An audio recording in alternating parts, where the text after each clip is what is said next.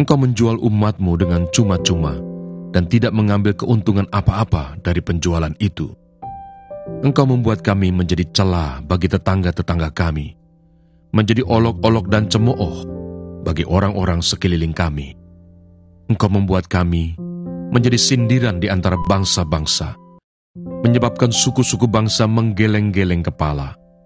Sepanjang hari aku dihadapkan dengan nodaku, dan malu menyelimuti mukaku, karena kata-kata orang yang mencela dan menista di hadapan musuh dan pendendam. Semuanya ini telah menimpa kami, tetapi kami tidak melupakan Engkau dan tidak mengkhianati perjanjian-Mu. Hati kami tidak membangkang dan langkah kami tidak menyimpang dari jalan-Mu, walaupun Engkau telah meremukkan kami di tempat serigala dan menyelimuti kami dengan kekelaman. Seandainya kami melupakan nama Allah kami dan menadahkan tangan kami kepada Allah lain, masakan Allah tidak akan menyelidikinya, karena Ia mengetahui rahasia hati. Oleh karena Engkau, kami ada dalam bahaya maut sepanjang hari. Kami dianggap sebagai domba-domba sembelihan. Terjagalah, mengapa Engkau tidur, ya Tuhan?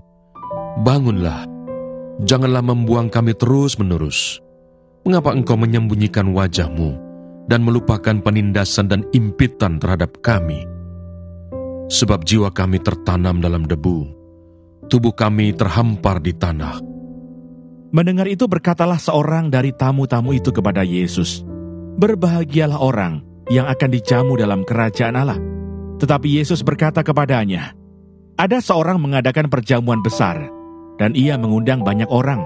Menjelang perjamuan itu dimulai, ia menyuruh hambanya mengatakan kepada para undangan, 'Marilah, sebab segala sesuatu sudah siap.'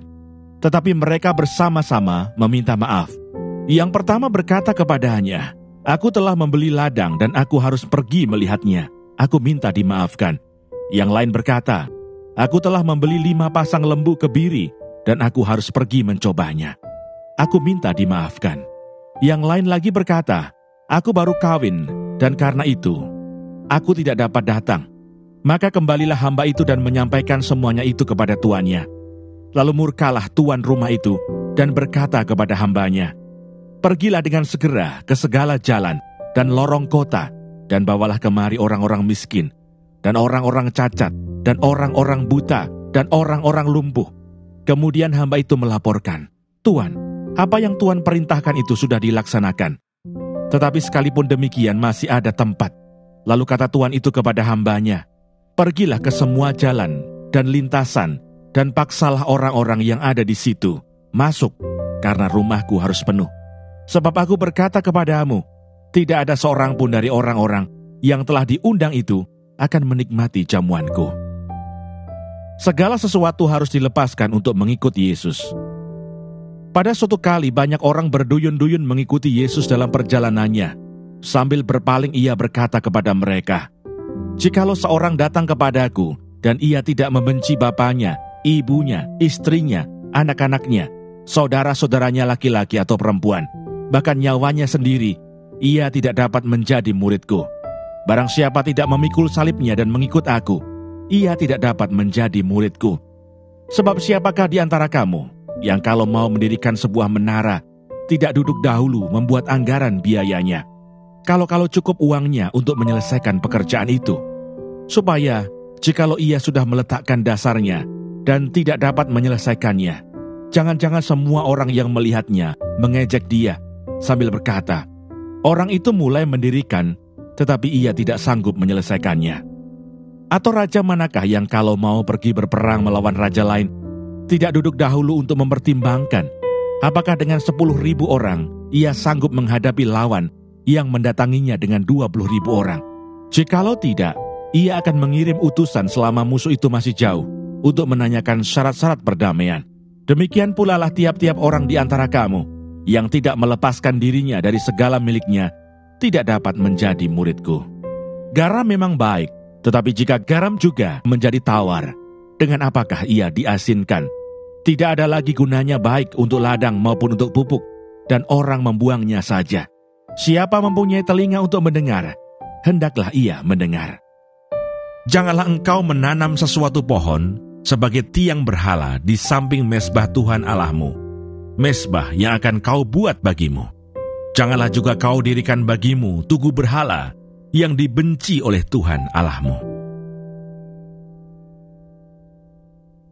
Ulangan pasal 17. Janganlah engkau mempersembahkan bagi Tuhan Allahmu lembu atau domba yang ada cacatnya, atau sesuatu yang buruk, sebab yang demikian adalah kekejian bagi Tuhan Allahmu. Hukuman mati untuk penyembah berhala.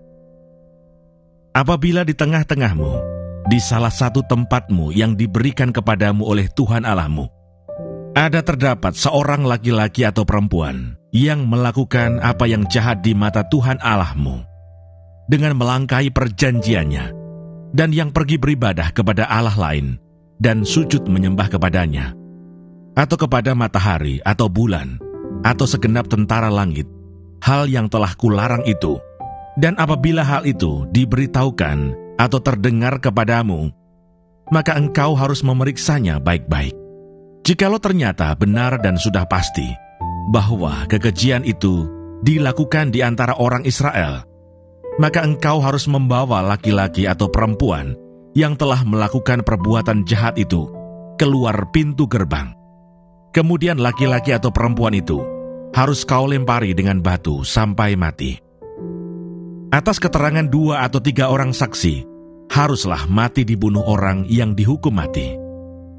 Atas keterangan 1 orang saksi saja, janganlah ia dihukum mati. Saksi-saksi itulah yang pertama-tama menggerakkan tangan mereka untuk membunuh dia, kemudian seluruh rakyat. Demikianlah harus kau hapuskan yang jahat itu dari tengah-tengahmu. Pengadilan tertinggi. Apabila sesuatu perkara terlalu sukar bagimu untuk diputuskan, misalnya bunuh-membunuh, tuntut-menuntut, atau luka-melukai, perkara pendakwaan di dalam tempatmu, maka haruslah engkau pergi menghadap ke tempat yang akan dipilih Tuhan Allahmu. Haruslah engkau pergi kepada imam-imam orang Lewi dan kepada hakim yang ada pada waktu itu dan meminta putusan. Mereka akan memberitahukan kepadamu keputusan hakim. Dan engkau harus berbuat menurut keputusan yang diberitahukan mereka kepadamu dari tempat yang akan dipilih Tuhan. Engkau harus melakukan dengan setia segala yang ditunjukkan mereka kepadamu, menurut petunjuk yang diberikan mereka kepadamu, dan menurut keputusan yang dikatakan mereka kepadamu, haruslah engkau berbuat. Janganlah engkau menyimpang ke kanan atau ke kiri dari keputusan yang diberitahukan mereka kepadamu. Orang yang berlaku terlalu berani dengan tidak mendengarkan perkataan imam yang berdiri di sana sebagai pelayan Tuhan Allahmu, ataupun perkataan hakim, maka orang itu harus mati. Demikianlah harus kau hapuskan yang jahat itu dari antara orang Israel. Maka seluruh bangsa itu akan mendengar dan menjadi takut dan tidak lagi berlaku terlalu berani. Hukum tentang raja. Apabila engkau telah masuk ke negeri yang diberikan kepadamu oleh Tuhan Allahmu, dan telah mendudukinya dan diam di sana, kemudian engkau berkata, "Aku mau mengangkat raja atasku, seperti segala bangsa yang di sekelilingku," maka hanyalah raja yang dipilih Tuhan Allahmu yang harus kau angkat atasmu. Dari tengah-tengah saudara-saudaramu, haruslah engkau mengangkat seorang raja atasmu. Seorang asing yang bukan saudaramu tidaklah boleh kau angkat atasmu. Hanya, janganlah ia memelihara banyak kuda, dan janganlah ia mengembalikan bangsa ini ke Mesir untuk mendapat banyak kuda. Sebab Tuhan telah berfirman kepadamu, janganlah sekali-kali kamu kembali melalui jalan ini lagi. Juga janganlah ia mempunyai banyak istri, supaya hatinya jangan menyimpang. Emas dan perak pun janganlah ia kumpulkan terlalu banyak. Apabila ia duduk di atas tahta kerajaan, maka haruslah ia menyuruh menulis baginya salinan hukum ini menurut kitab yang ada pada imam-imam orang Lewi. Itulah yang harus ada di sampingnya, dan haruslah ia membacanya seumur hidupnya untuk belajar takut akan Tuhan Allahnya. dengan berpegang pada segala isi hukum dan ketetapan ini untuk dilakukannya, supaya jangan ia tinggi hati terhadap saudara-saudaranya, supaya jangan ia menyimpang dari perintah itu ke kanan atau ke kiri, agar lama ia memerintah, ia dan anak-anaknya di tengah-tengah orang Israel. Ulangan pasal 18. Penghasilan imam dan orang Lewi. Imam-imam orang Lewi, seluruh suku Lewi, janganlah mendapat bagian milik pusaka bersama-sama orang Israel dari korban api-apian kepada Tuhan, dan apa yang menjadi miliknya harus mereka mendapat rejeki. Janganlah ia mempunyai milik pusaka di tengah-tengah saudara-saudaranya. Tuhanlah milik pusakanya, seperti yang dijanjikannya kepadanya.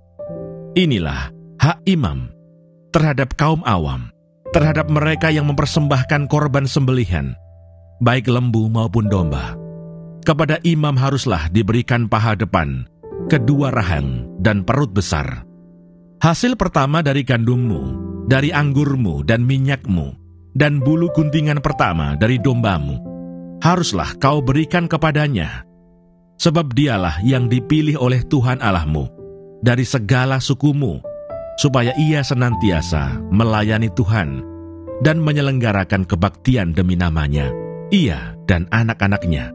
Apabila seorang Lewi datang dari tempat manapun di Israel, di mana ia tinggal sebagai pendatang, dan dengan sepenuh hati masuk ke tempat yang akan dipilih Tuhan, dan menyelenggarakan kebaktian demi nama Tuhan Allahnya, sama seperti semua saudaranya, orang-orang Lewi, yang melayani Tuhan di sana, maka haruslah mereka mendapat rejeki yang sama, dengan tidak terhitung apa yang ia peroleh, dengan menjual harta nenek moyangnya. Bertenung dan bernubuat. Apabila engkau sudah masuk ke negeri yang diberikan kepadamu oleh Tuhan Allahmu, maka janganlah engkau belajar berlaku sesuai dengan kekejian yang dilakukan bangsa-bangsa itu. Di antaramu janganlah didapati seorang pun yang mempersembahkan anaknya laki-laki atau anaknya perempuan sebagai korban dalam api, ataupun seorang yang menjadi petenung, seorang peramal, seorang penelaah, seorang penyihir, seorang pemantera, ataupun seorang yang bertanya kepada arwah atau kepada roh peramal, atau yang meminta petunjuk kepada orang-orang mati. Sebab setiap orang yang melakukan hal-hal ini adalah kekejian bagi Tuhan. Dan oleh karena kekejian-kekejian inilah Tuhan Allahmu menghalau mereka dari hadapanmu. Haruslah engkau hidup dengan tidak bercela di hadapan Tuhan Allahmu. Sebab bangsa-bangsa yang daerahnya akan kau duduki ini mendengarkan kepada peramal atau petenung, tetapi engkau ini tidak diizinkan Tuhan Allahmu melakukan yang demikian. Seorang nabi dari tengah-tengahmu, dari antara saudara-saudaramu, sama seperti aku, akan dibangkitkan bagimu oleh Tuhan Allahmu. Dialah yang harus kamu dengarkan, tepat seperti yang kamu minta dahulu kepada Tuhan Allahmu di Gunung Horeb pada hari perkumpulan dengan berkata, "Tidak mau aku mendengar lagi suara Tuhan Allahku, dan api yang besar ini tidak mau aku melihatnya lagi, supaya jangan aku mati." Lalu berkatalah Tuhan kepadaku, "Apa yang dikatakan mereka itu baik. Seorang nabi akan kubangkitkan bagi mereka dari antara saudara mereka seperti engkau ini. Aku akan menaruh firmanku dalam mulutnya, dan ia akan mengatakan kepada mereka segala yang kuperintahkan kepadanya. Orang yang tidak mendengarkan segala firmanku yang akan diucapkan nabi itu demi namaku, daripadanya akan kutuntut pertanggungjawaban. Tetapi seorang nabi yang terlalu berani untuk mengucapkan demi namaku perkataan yang tidak kuperintahkan untuk dikatakan olehnya, atau yang berkata demi nama Allah lain, nabi itu harus mati. Jika sekiranya kamu berkata dalam hatimu, bagaimanakah kami mengetahui perkataan yang tidak difirmankan Tuhan? Apabila seorang nabi berkata demi nama Tuhan, dan perkataannya itu tidak terjadi dan tidak sampai, maka itulah perkataan yang tidak difirmankan Tuhan. Dengan terlalu berani, nabi itu telah mengatakannya, maka janganlah gentar kepadanya.